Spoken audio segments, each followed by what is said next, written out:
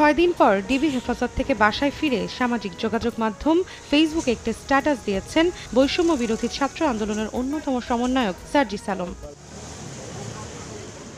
বৃহস্পতিবার দুপুরে ঢাকা মহানগর গোয়েন্দা বিভাগের হেফাজত থেকে ছেড়ে দেওয়া হয় সার্জিস সহ 6 সমন্বয়ককে।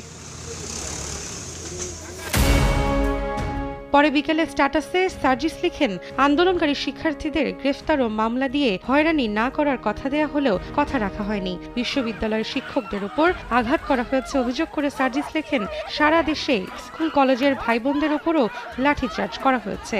বাসা থেকে তুলে মামলা দিয়ে কারাগারে পাঠানো হয়েছে।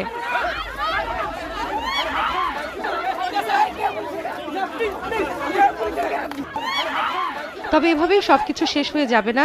ডিবি হেফাজতে নিয়ে 6 জনকে আটকে রাখা যায়, কিন্তু বাংলাদেশের পুরো তরুণ প্রজন্মকে কিভাবে আটকে রাখবেন বলেও প্রশ্ন সার্জিসের। স্ট্যাটাসে সার্জিস আরও লেখেন, এদেশের মানুষের ক্ষোভ পুলিশের ওপর নয়, এই ক্ষোভ পুলিশের গায়ের ওই পোশাকটার ওপর। সবশেষে যতদিন না এ বাংলাদেশ আন্দোলনকারীদের নিরাপদ আশ্রয়স্থল হয়ে উঠছে, ততদিন এ লড়াই চলবে বলেও সাফ জানান সার্জিস।